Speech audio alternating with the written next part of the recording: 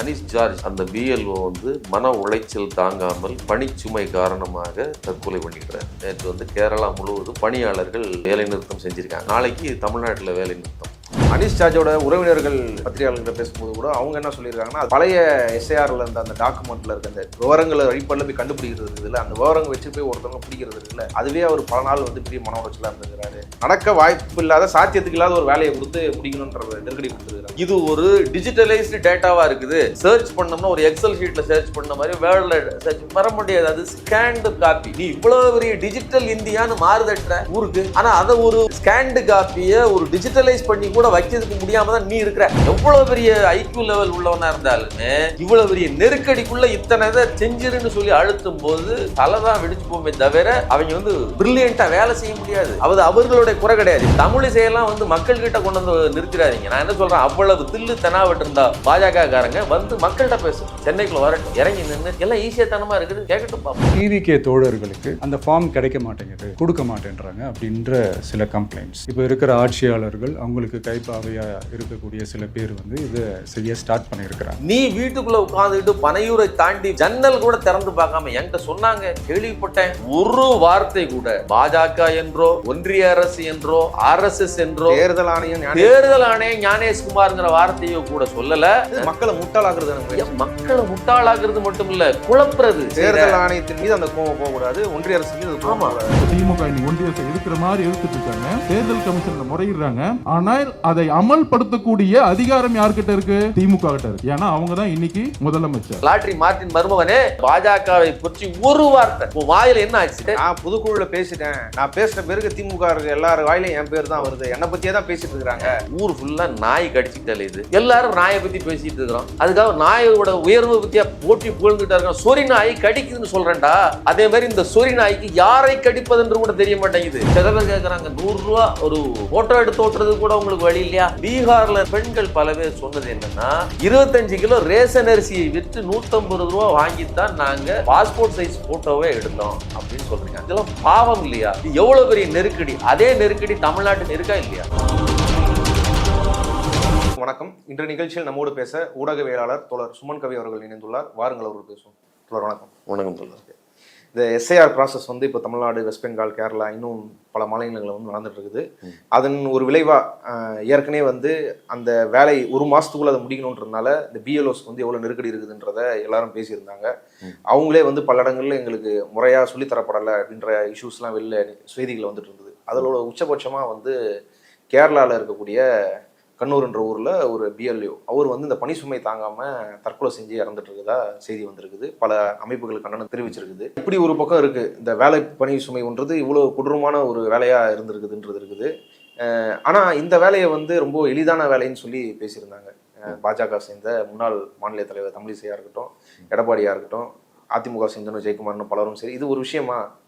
ஒரு ஆளுக்கு ஒரு நாளைக்கு 30 ஃபார்ம் கொடுத்துடலாம், ஒரு மாதத்துக்கு 1300 ஃபார்ம் தானே, இதை கொடுக்குறதுலாம் இது ஒரு வேலைன்னு சொல்லி திமுக வந்து இதை தப்பாக வந்து பெனிட்ரேட் பண்ணுதுன்றாங்களே. கண்ணூர், கேரளா மாநிலம் கண்ணூரில் அனீஸ் ஜார்ஜ் அப்படிங்கிற அந்த பிஎல்ஓ வந்து மன உளைச்சல் தாங்காமல் பணிச்சுமை காரணமாக தற்கொலை பண்ணிக்கிறார். இதை தொடர்ந்து நேற்று பிஎல்ஓஸ் எல்லாருமே பாய்காட் பண்ணியிருக்காங்க. அதுக்கு எதிராக, அதாவது இந்த ஸ்பெஷல் இன்டென்சிவ் ரிவிஷனுக்கு எதிராக போராட்டம் அறிவித்து நேற்று வந்து கேரளா முழுவதும் பணியாளர்கள் வேலை நிறுத்தம் செஞ்சுருக்காங்க. நாளிலேருந்து தமிழ்நாட்டில் வேலை நிறுத்தம். ஆமாம், நாளைக்கு தமிழ்நாட்டில் வேலை நிறுத்தம். ஒரு மாதத்துக்குள்ள 30 நாளைக்குள்ள தமிழ்நாட்டை மட்டும் எடுத்துக்கங்க. நீங்கள் ஒரு 6.5 கோடி பேர், 6.5 கோடி பேருக்கும் கொண்டு போய் சேர்க்கணும். ஒருத்தருக்கு 1000 ஃபார்ம், 1500 ஃபார்ம்னு சொன்னாலுமே வெறுமனே ஃபார்மை கொடுக்கறது வேலை கிடையாது. அதில் அவங்க கேட்டிருக்கிற அத்தனை கேள்விகளுக்கும் பதில் சொல்ல வேண்டியிருக்குது. நீங்கள் ஜார்ஜ் விவகாரத்தில் பார்த்தீங்க அப்படின்னு சொன்னால், அவருக்கு பக்கத்தில் இருக்கக்கூடிய வேற பூத் லெவல் ஏஜென்ட்ஸ் பிஎல்ஏக்கள் வந்து ஹெல்ப் பண்ணுறாங்க. சிபிஐ, சிபிஎம், இவர் காங்கிரஸ், இதை சேர்ந்த கட்சி சார்ந்தவர்கள் ஹெல்ப் பண்ணுறாங்க. எதுக்கு? கொண்டு போய் சேர்க்கறது தான். ஆனால் அதை ஃபில் பண்ணி முழுவதுமாக அதில் வந்து நீங்கள் பேர் ஏற்கனவே அவர் 2005 அல்லது 2003 ரிவிஷன் அப்போ, நமக்கு 2005 2003, அவங்களுக்கு அதுக்கும் ஒரு 2 வருஷத்துக்கு முன்னாடி 2000 வாக்கில் உள்ள அந்த ரிவிஷன் அப்போ அவங்களுக்கு அவர் ஓட்டு போட்டாரா? அவருக்கு 45 வயது கிட்ட இருந்துச்சுன்னா நீங்கள் அந்த இதில் ஓட்டு போடுறதுக்கு வாய்ப்பு இருக்குது.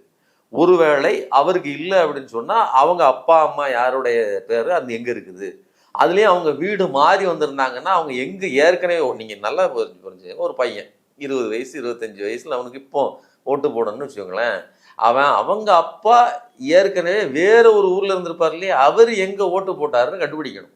அவர் இறந்தே போயிருப்பார், அப்பா இறந்துருப்பாருங்கிறது மட்டும் இல்லை அம்மாவும் கூட இறந்துருப்பாங்க.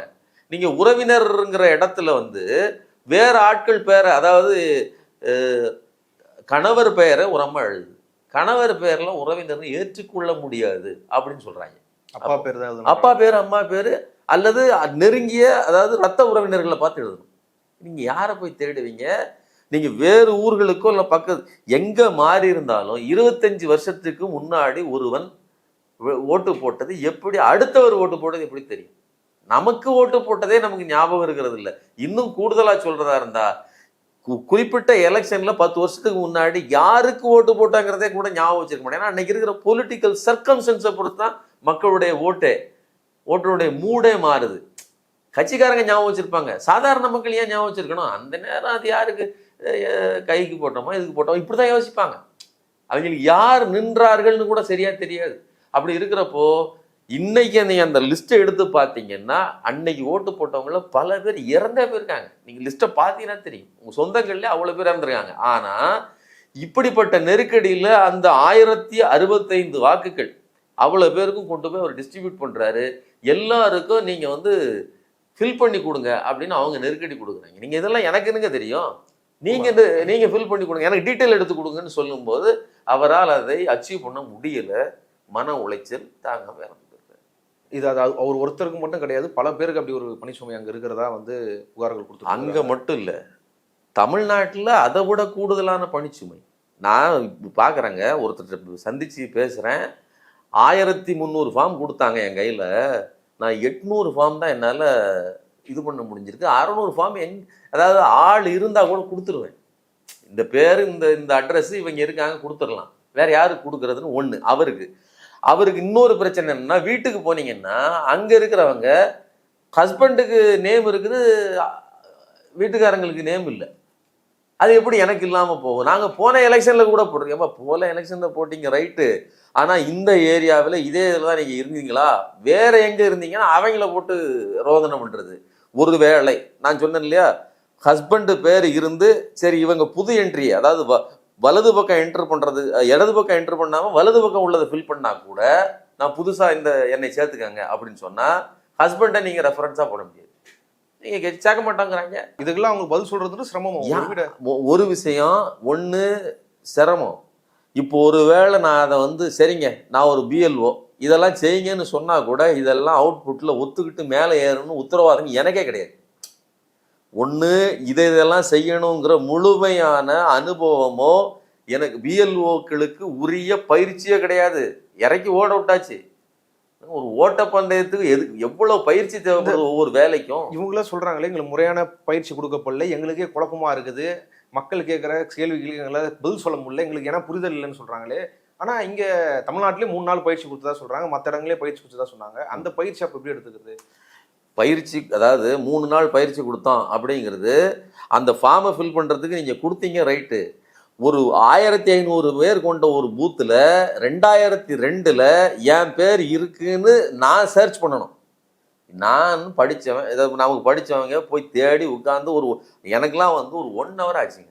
எங்கள் பூத்து எங்கே, அதுலேயும் கூட என்னோட ஒய்ஃப் பக்கத்து ஏரியா தான், அவங்களுக்கு அந்த இதில் கண்டுபிடிக்க முடியல. நானும் ஒரு 2 ட்ரிப் மேலேயும் கீழேயுமா எல்லா பேரையும் வாசிச்சிட்டேன், பேரை கண்டுபிடிக்க முடியல. ஏன்னா அந்த குடும்பமே அங்கே வரல. அப்போ எங்க என்ன நான் அதை போய் மண்டை நமக்கே இவ்வளோ சிக்கல் இருக்கு. இன்னொன்று, இது ஒரு டிஜிட்டலைஸ்டு டேட்டாவாக இருக்குது. சர்ச் பண்ணோம்னா ஒரு எக்ஸல் ஷீட்டில் சர்ச் பண்ண மாதிரி வேர்டில் சர்ச் வர முடியாது, அது ஸ்கேன்டு காப்பி. நீ இவ்வளோ பெரிய டிஜிட்டல் இந்தியான்னு மாறுதட்டுற ஊருக்கு, ஆனால் அதை ஒரு ஸ்கேன்டு காப்பியை ஒரு டிஜிட்டலைஸ் பண்ணி கூட வைக்கிறதுக்கு முடியாமல் தான் நீ இருக்கிற. கேட்டா நீ என்ன சொல்லுவ, அது 2000 உள்ளதுங்க, அதை நாங்கள் வந்து ஸ்கேன் தான் பண்ண முடியும், பேப்பரில் இருந்துச்சு. ஸ்கேன் பண்ணதை டிஜிட்டலைஸ் பண்ணுறதுக்கு இன்னைக்கு இருக்கிற ஏஐ டெக்னாலஜி எவ்வளோ இருக்குது. உலகத்தில் என்னென்னலாம் நாங்கள் செவ்வாய்க்கே கிரகத்துக்கு அனுப்புகிறோங்கிறீங்களா?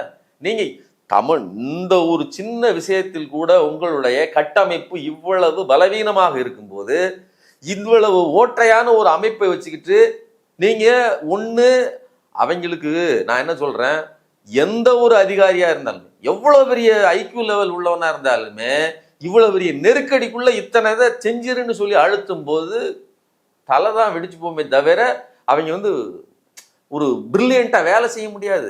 அவர்களுடைய குறை கிடையாது. நீங்க நல்லா புரிஞ்சுக்கங்க. இப்ப 2002 2005 ஓட்டு போடும் போது அவங்க வேற ஒரு வீட்டுல இருந்திருப்பாங்க. ஆமா, அந்த அட்ரஸ் கொடுத்து போய் பாருங்கன்னு இருப்பாங்க, உங்க கிட்ட லிஸ்ட்டை கொடுத்து.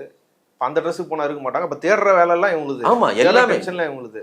ஒண்ணு இவங்களுக்கு இங்க ஒரு 10 ஃபார்ம் இருக்குங்க. அந்த 10 ஃபார்ம்ல 2 ஃபார்ம் இங்க இந்த ஏரியாவில் இருக்க மாட்டாங்க. மிச்சம் இருக்கிற 2 ஃபார்ம் இருப்பாங்க. 4 பேர் இருப்பாங்க. இருக்கிறவங்க என்னுடைய ஃபார்ம் எங்கன்னு கேட்பாங்க. அப்ப பாத்தீங்கன்னா மொத்தத்துல இதுக்கு நீங்க தமிழிசையோ அல்லது மற்றவர்களை என்ன சொல்றாங்கன்னா, இதெல்லாம் உங்க வேலை, நீங்க தேடி. இப்போ தமிழிசை என்ன சொல்றாங்க, அதெல்லாம் ஈஸி. எப்படி ஈஸி? ஒரு நாளைக்கு ஒருத்தர் 330 ஃபார்ம் குத்துடலாம், 30 நாள் 1300 ஃபார்ம் குத்துடலாமே, அது ஒரு வேலை இல்லையா அப்படின்றாங்களே. 30 ஃபார்ம் முதல்ல ஒரு ஃபார்ம் நீ இதெல்லாம் எவ்வளவு நேரம் ஃபில் பண்றதெல்லாம் உங்க வேலைன்னு சொல்றீங்க. யாரு? மக்களுடைய வேலை. மக்களுக்கு அதுதான் கஷ்டம்ங்கிற. மக்களுக்கு எப்படி புரியும்? படித்த நமக்கே குழம்புது. 2 பேருக்கும் பேரு சரியா இருந்துச்சுன்னா, அதாவது எனக்கு ஆதார் கார்டுலையும் இதுலையும் ஓட்டர் ஐடிலையும் பேர் ஒழுங்கா இருந்துச்சுன்னா எனக்கு பிரச்சனை இல்லை, நான் ஆன்லைன்ல கூட அடிச்சுக்கலாங்கிறாங்க. ஆனா பேர் எத்தனை பேர் கரெக்டா இருக்குது? ஒருத்தருக்கு இனிஷியல் இருக்கும், ஒரு இதில் இனிஷியல் போட்டிருக்க மாட்டோம். சுமன் ராஜ்ங்கிறத சுமன் ராஜ்னு ஸ்பேஸ் விட்டு எழுதியிருப்போம். ஒரு இதில் முன்னாடி போட்டிருப்போம், ஒரு இதில் பின்னாடி போட்டிருப்போம், ஒரு இதில் போடாம இருப்போம். எத்தனை குளறுபடி இருக்குது. அனீஷ் ஜார்ஜோட உறவினர்கள் பத்திரிகையாளர்கிட்ட பேசும்போது கூட அவங்க என்ன சொல்லியிருக்காங்கன்னா, அதான் அந்த பழைய எஸ்ஐஆர்ல இருந்த அந்த டாக்குமெண்ட்ல இருக்க அந்த விவரங்களை அடிப்படையில் போய் கண்டுபிடிக்கிறது இருக்குதுல்ல, அந்த விவரங்கள் வச்சு போய் ஒருத்தவங்க பிடிக்கிறது இருக்குல்ல, அதுவே அவர் பல நாள் பெரிய மன உளைச்சலா இருந்திருக்கிறாரு. அது நடக்க வாய்ப்பு இல்லாத, சாத்தியத்துக்கு இல்லாத ஒரு வேலையை கொடுத்து முடிக்கணும்ன்ற நெருக்கடி கொடுத்துருக்காங்க. இது அவங்களுக்கு மட்டும், அதாவது ஜார்ஜ் இவ்வளவு பெரிய நெருக்கடியை சந்தித்திருக்கிறார். 1065 பேர்களுக்கான டீட்டெயிலை எடுத்து இவர் எல்லாத்தையும் போய் கண்டுபிடிச்சு கொடுக்கறதுக்கு முடியாத நெருக்கடியில் இருக்காங்க. அவர் ஒருத்தர் மட்டும் இல்லை, இன்னைக்கு இருக்கக்கூடிய எல்லா பிஎல்ஓக்களும் இதே நிலைமையில தான். நான் என்ன சொல்றேன், எலெக்ஷன் கமிஷனோ அல்லது அதை ஆட்டு வைக்கிற மத்திய ஒன்றிய அரசோ தன் தேவைக்காக ஒரு தடாலடியான உத்தரவு போடுது. ஓவர் நைட்ல ஒரு 2016 நோட்டு செல்லாதுன்னு சொன்ன மாதிரி இன்னைக்கு ஓட்டு செல்லாதுன்னு நீங்க அறிவிக்கிறீங்க. உங்க ஓட்டை நீ நிரூபிங்கிறீங்க. இப்ப நான் நிரூபிக்கிறதுக்கு என்னன்னா, இத்தனை ஆவணம் கொடுத்தல, நீ ஓட்டர் ஐடின்னு ஒண்ணு கொடுத்துருக்குற, இந்த ஓட்டர் ஐடி தானே என்னோட ஐடென்டிட்டி. நீ என்ன சொல்ற, இல்ல இது டூப்ளிகேட் ஆயிடும். சரி, ஆதார் அதுவும் கிடையாது, அது ஆப்ஷனல். நீயே பிராக்கெட் போட்டு வச்சிருக்கிற, வேண்டும் என்றால் கொடுக்கலாம். அப்படின்னா என்ன அர்த்தம்? அதுல தேவையில்லைன்னு அர்த்தம். கொடுக்கலன்னா அதை நீங்க வேண்டும் என்றால் கொடுக்கலாம், இல்லை என்றால் கொடுக்கவில்லைன்னு ஒருத்தர் கொடுக்கவே இல்லை யாருமே, அதனால ஒன்றும் பிரச்சனை இல்லை. அப்ப என்ன அர்த்தம்னா, இது எங்களுக்கு தேவையில்லை. அப்போ ஆதார் தேவையில்லை, நீ ஏற்கனவே கொடுத்துருக்கிற ஓட்டர் ஐடி செல்லாது. இது எவ்வளவு பெரிய மோசடி. நாங்க இதையெல்லாம் விட்டுட்டு வேற ஐடிகளையும் வேற எதையும் தேடிட்டாலேன்னா எவ்வளவு எங்களுக்கு இருக்குனாக்குற. இல்ல, இவ்வளவு பெரிய குளறுபடியான ஒரு ப்ராசஸை, அதுக்கு வேற ஒரு இன்டென்ஷன் இருக்குதும் பொலிட்டிக்கலா விமர்சிக்கிறோம். இப்படி ஒரு ப்ராசஸை நடத்தணும்னா அதுக்கு ஒரு காரணம் சொல்லணும்ல. ஏன் இப்போ இப்படி நடத்துறோம், ஏன் கோட்டை முதல்ல இருந்து போடணும், ஏன் அதுக்கு ஒரு காரணம் கூட இப்போ இருக்கு. ஒரு காரணமும் கிடையாது, ஒரு காரணமும் கிடையாது. ஓட்டை திருடுவதை தவிர ஒரு காரணமும் கிடையாது. ஓட்டை திருடணும், இன்னொன்று நீ என்ன வேணாலும் செய்ய. நான் என்ன சொல்றேன், உனக்கு திருடணும், உனக்கு ஆட்சி அமைக்கணும், ஆட்சியாளன் தூக்கணும், இதெல்லாம் உன் பிரச்சனை. மக்கள் என்ன பண்ணுவோம்? உனக்கு நோட்டு பிரச்சனைன்னு சொன்ன லட்சக்கணக்கான பேர் கூட்டத்துல நெருக்கி செத்து, எத்தனை பேர் நெரிசல்ல மூச்சு தண்டனாங்க, எவ்வளவு நெருக்கடிகளை சந்திச்சாங்க மக்கள். இந்த டிமானிட்டைசேஷன் அப்போ பணம் செல்லாது, எத்தனை கல்யாணங்கள் நின்று போச்சு, எத்தனை பேர் செல்லாதுன்னு காசை வச்சுட்டு இப்படி நின்னாங்க. என் கல்யாணம் அடுத்த 2 நாள் கழிச்சு வச்சிருக்கிறேன், நகை வாங்க போனா செல்லாதுங்கிறான் அப்படின்னு. இப்படி அப்பவே நீ எங்களை ரோதனை பண்ணவன். இன்னைக்கு மறுபடியும் எலெக்ஷன் கமிஷனை கையில வச்சுக்கிட்டு உனக்கு என்ன இன்டென்ஷன் இருக்கட்டும், எங்களை ஏன் இப்படி பண்றேங்கிற அந்த கோபம் மக்களுக்கு கொந்தளிச்சு போயிருக்காங்க. நீங்க தமிழிசையெல்லாம் மக்கள் கிட்ட கொண்டு நிறுத்திடாதீங்க. நான் என்ன சொல்றேன், அவ்வளவு தில்லு தெனாவட்டு இருந்தா ஒரு பாஜக காரங்க மக்கள்கிட்ட பேசட்டும், ஒரு சென்னைக்குள்ள வரட்டும், இறங்கி நின்று எல்லாம் ஈஸியத்தனமா இருக்குது கேட்கட்டும், பார்ப்போம். மக்கள் கொந்தளிச்சு போயிருக்காங்க. சரி, அது மக்கள் மட்டுமா, பிஎல்ஓஸ் ஆஃபீஸர் எல்லாருமே பெரிய நெருக்கடி. யாராலையும் டார்கெட் அச்சீவ் பண்ண முடியாது. நீ உளறுபடி தான் பண்ண போற, சரி ரைட்டு, உளறுபடி பண்றதுல நாங்க ஏன் விட்டு கொடுக்கணும்? இப்ப இப்போ நான் என்ன கேட்குறேன், மக்கள் விட்டு கொடுப்பானா? நீ ஏன் ஓட்டெல்லாம் இல்லைப்பா அப்படின்னா அப்படியான்னு சொல்லிட்டு தலையாட்டிட்டு போகிறதுக்கு என்ன? நான் மற்ற மாநிலங்களை சொல்லலை, மக்களுக்கு அவேர்னஸ் இருக்குது. படிக்கட்டாலும் சரி, நான் போன வருஷம் ஓட்டு போட்டேன், இந்த வருஷம் நான் ஏன் ஓட்டு போடல, எனக்கு ஏன் இல்லைன்னு கேட்கறதுக்கு ஆள் வந்துடுவான். சரிங்களா?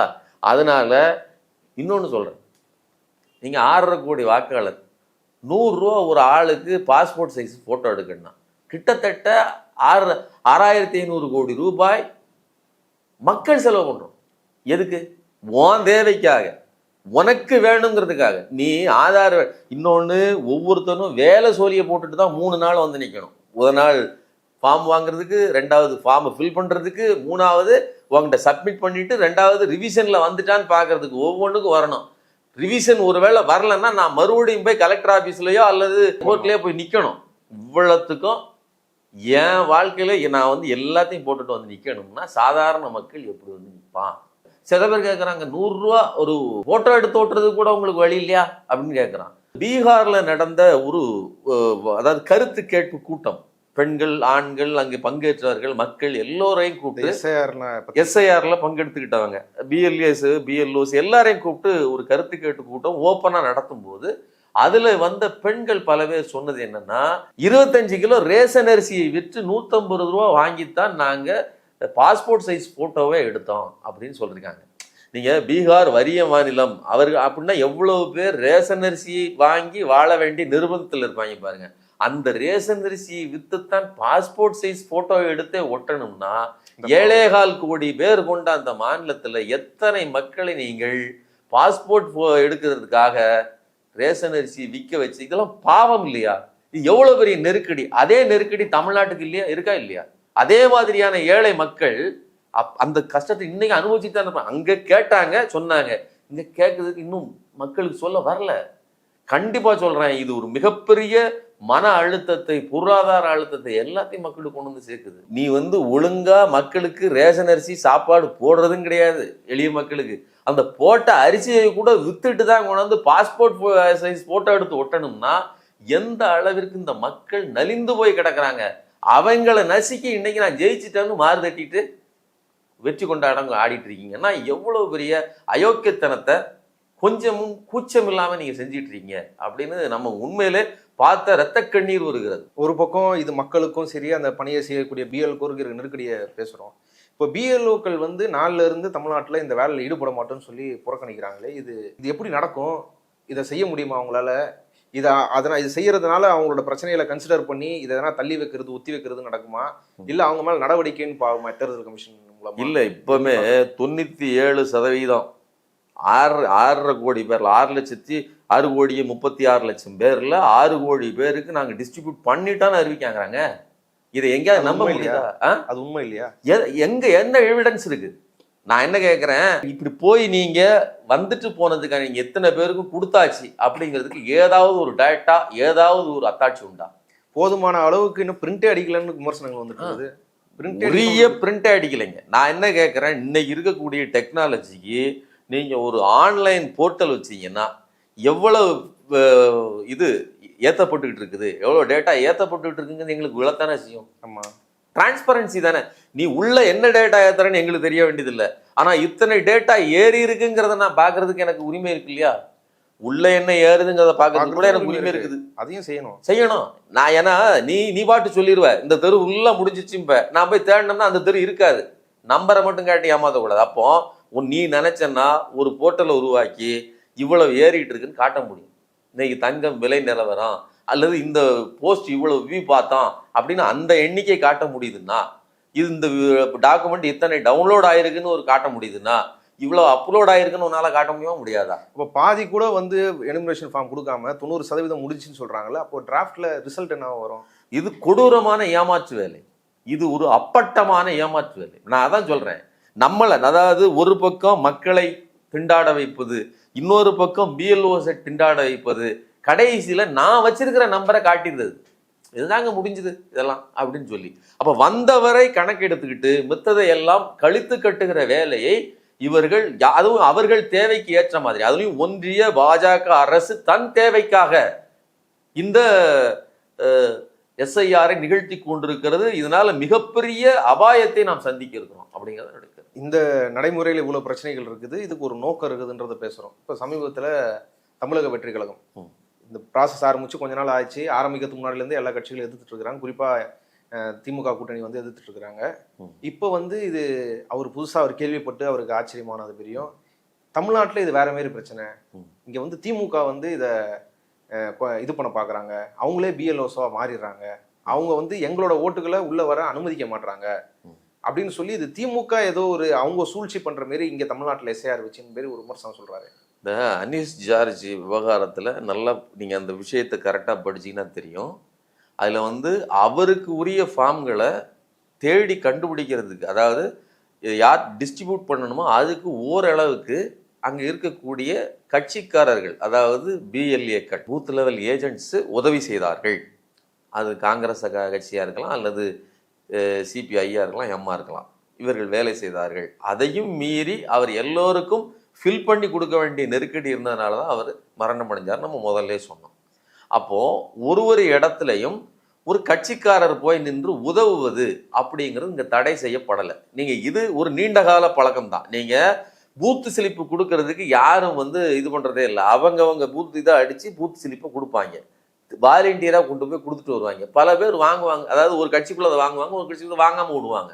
அவங்களுக்கு அது வந்து ஒரு பேப்பர் மட்டும்தான். சில நேரம் அந்த சின்னத்தை கிழிச்சிட்டு கூட பேப்பரை கொடு அப்படின்னு சொல்கிறதுக்கெலாம் ஆள் இருக்காங்க. ஏன்னா சின்னம் எனக்கு தேவை கிடையாது, சிலிப்பு தான் தேவைங்கிற அந்த. அதனால ஒரு வாலண்டியரா போய் நீங்க உதவி செய்யறதை யாரும் தடுக்கிறது இல்லை. நீங்க இப்ப தேர்தல் ஆணையத்தோட வழிகாட்டுதலே வந்து கட்சிகளோட பிஎல்எஸ் வந்து கூட போகணுன்றது போனுங்க.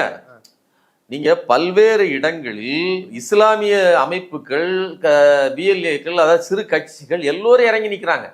இதுல ஏன் இவங்க கத்துறாங்க அப்படின்னு கேட்டீங்கன்னா, இவனுங்களுக்கு ஒண்ணு கட்டமைப்பு கிடையாது. இன்னொன்னு, நீங்க இவன் மட்டும் இல்லை, அடுத்து அதிமுகவும் கதறுது.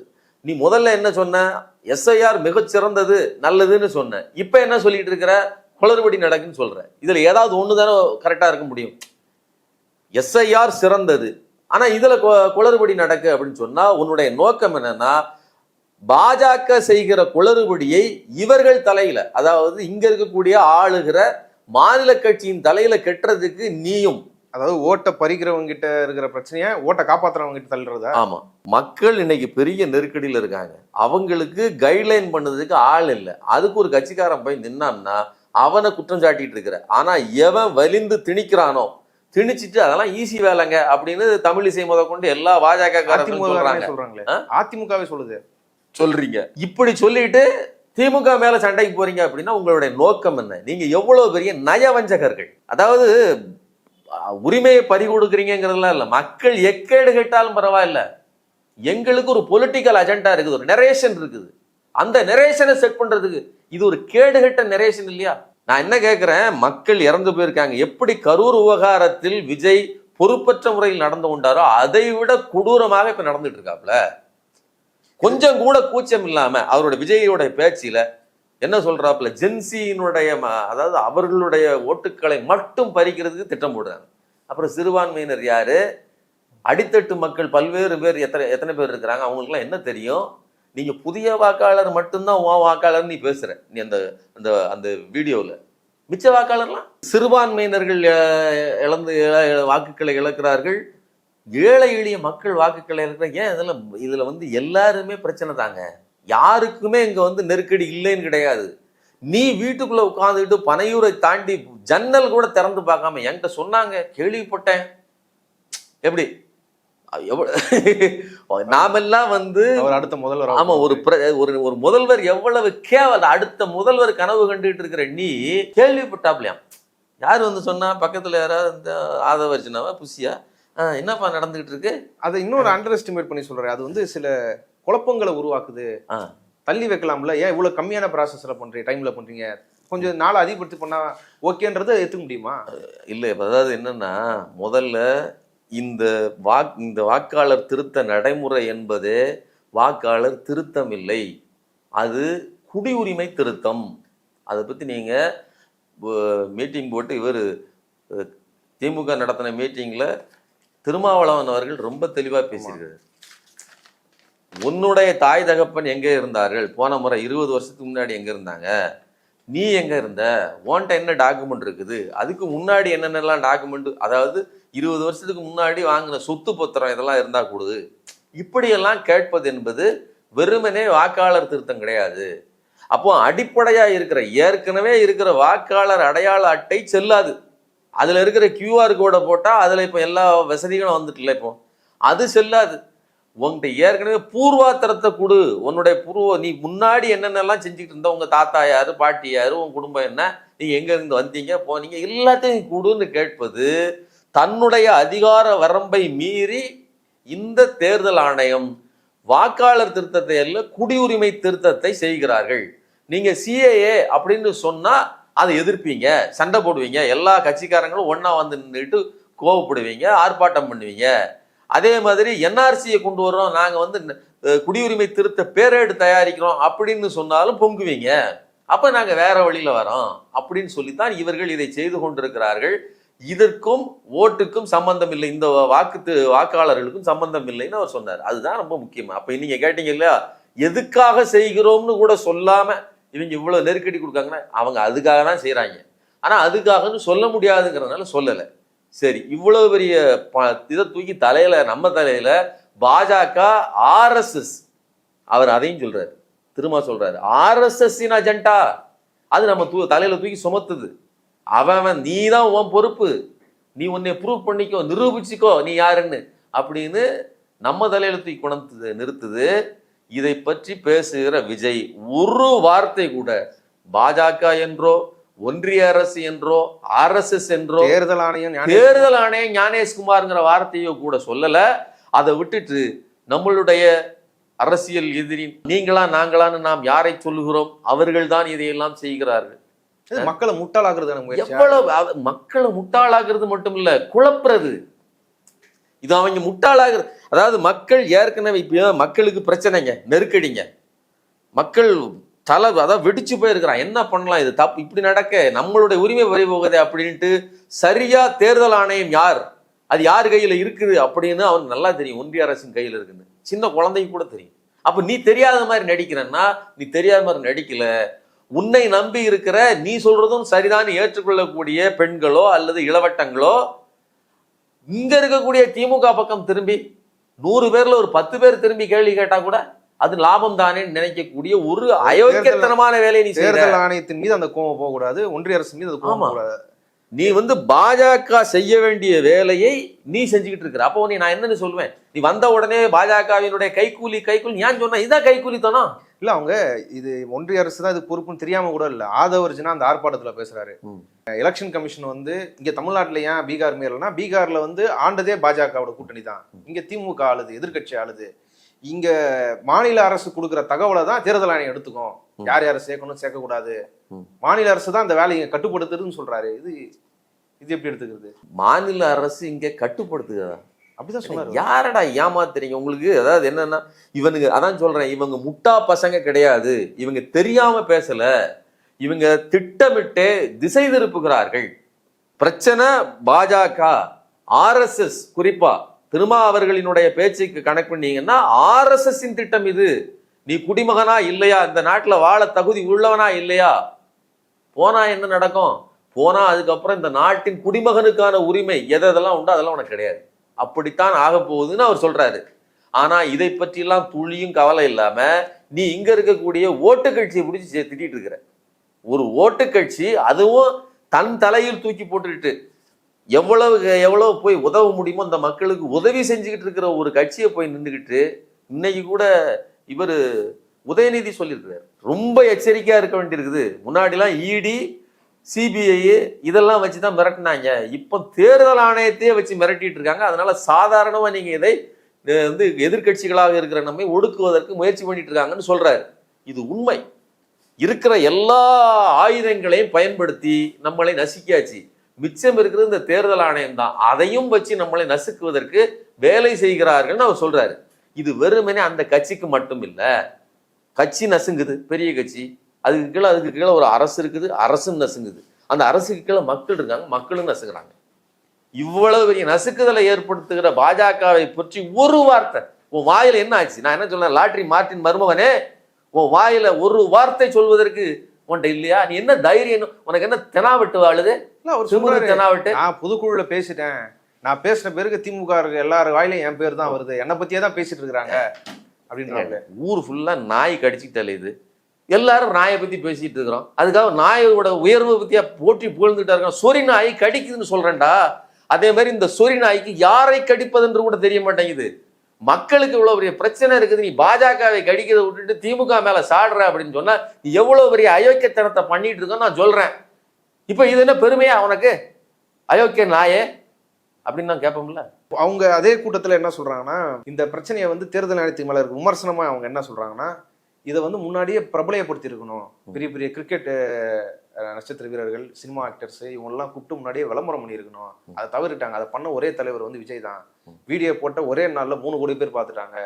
அவரால் தான் இன்னைக்கு வந்து நடக்க போகுது. ஒரு ஓட்டு வந்து ஒரு வாக்காளர் விடுபட்டாலும் சுப்ரீம் கோர்ட்ல போய் வாதாடுவாரு. இவங்க டம்மியா வந்து கேஸ் நடத்துறாங்க. ஆனா எங்க தலைவர் அப்படி இல்லை, சுப்ரீம் கோர்ட்டுக்கே போய் வாதாடுவாரு. இவனிலிருந்து வெளியில வந்த ஐயநாதன் வந்த உடனே சொன்னது, உள்ள இருக்கக்கூடிய எல்லாமே பிராண்டு டெவலப் பண்றாங்க தான். பல்பொழி, இந்த மாதிரி ஃபேர் அண்ட் லவ்லி, இந்த மாதிரி பிராண்டுகளை தூக்கிட்டு போகிறதுக்கு விளம்பரம் போடுவாங்கல்ல, அந்த மாதிரியான ஆள்கள் தான் சொன்னார். இப்போ இன்னைக்கு நீங்கள் கரெக்டாக பொருந்துதா? ஒரு பெரிய பிரச்சனை இருக்குங்க களத்தில், அது மக்களுக்கு போய் சேரணும். அதை எல்லாரும் பேசுகிறாங்க. நான் தான் சொல்கிறேன், தொடர்ந்து திருமா பேசியிருக்கிறாரு, திமுக பேசியிருக்குது, உதயநிதி நேற்று சாயங்காலம் பேசியிருக்கிறாரு, இந்த அறிவு திருவிழாவில் பேசியிருக்கிறாரு, எல்லாரும் பேசியிருக்காங்க. பேசுறது மட்டும் இல்லை, அதான் விஷயம். போராட்டம் பண்ணியிருக்காங்க, போராட்டம் பண்றாங்க, களத்துல இறங்கி வேலையும் செய்யறாங்க. ஒரு பக்கம் போராட்டம், ஒரு பக்கம் விழிப்புணர்வு, இந்த இது போயிடக்கூடாது அப்படிங்கிறதுக்காக மக்கள்கிட்ட போய் நிக்கிறது, இன்னொரு பக்கம் பிரச்சாரம். இவ்வளத்தையும் செஞ்சிட்டு இருக்காங்க. நீ உட்கார்ந்து ஒரு 10 நாள் கழிச்சு இப்பதான் உனக்கு விஷயமே, உனக்கு இப்பதான் யாரோ சொல்லி தகவல் தெரியுது, நீ கேள்விப்பட்டு கதை சொல்ற. சரியா? இது ஒண்ணு. இன்னொன்னு, இவங்க போய் நாங்க போய் நின்று களத்துல நின்று வேலை செய்யறதுக்கு விர்ச்சுவல் வாரியர்ஸ் போய் இதை செய்யணும், இது செஞ்சா இதுதான் அஃபென்ஸ். அதாவது அங்கீகரிக்கப்பட்ட கட்சி எதுவோ அதற்கு அனுமதி உண்டு. அவங்களுடைய பிஎல்ஏக்கள் வந்து பூத் லெவல் ஆபீசர்ஸ் வந்து உட்கார்ந்து அவங்களுக்கு ஹெல்ப் பண்ணலாம்ங்கிறது தான் சட்டமே, விதிமுறையே தவிர அங்கீகரிக்கப்படாத ஒரு கட்சியை கூப்பிட்டு கொண்டாந்து நீங்க யாரை வேணாலும், அப்ப யாருன்னே தெரியாதுங்க. இவங்க திடீர்னு வருவா ஒருத்தன் மஞ்சள் சிவப்பு துண்டு போட்டிருப்பான், வந்து நின்றுட்டு நான் களத்துல இறங்கி வேலை செய்ய போறேன். நீ யார்? உனக்கு என்ன இது? டிவிகே விர்ச்சுவல் வாரியர்னு சொன்னா உன்னை சேர்த்துக்கணுமா? அப்போ இந்த டீடைலுக்கு என்ன மரியாதை இருக்குது? அதாவது இந்த தகவல்களை எல்லாம் நீ ஏன் பெறுற அப்படிங்கிற கேள்வி வருது இல்லை. அதனால அங்கீகரிக்கப்பட்ட கட்சி அப்படிங்கிற நாம்ஸ் தெளிவா இருக்குது. அப்ப நீ அங்கீகரிக்கப்படாதவன். இன்னொன்னு, நீயே 2 நாளைக்கு முன்னாடிதான் ஐயா நீங்க கூட்டுற கூட்டத்துக்கெல்லாம் எங்களையும் சேர்த்துக்காங்க அப்படின்னு சொல்லி ஒரு அறிக்கையை வேற விட்டுருக்குற. அதுவும் தப்பான ஆளு கொடுத்துட்ட, தப்பான ஆளுல கொடுத்துருக்குற. ஒண்ணு. இன்னொன்னு, ஒருவேளை உனக்கு உண்மையிலேயே அக்கறை இருந்திருந்தால் திமுக அனைத்து கட்சி கூட்டத்தை கூட்டி எல்லாரும் இருந்து பேசும்போது நீ எங்க போன?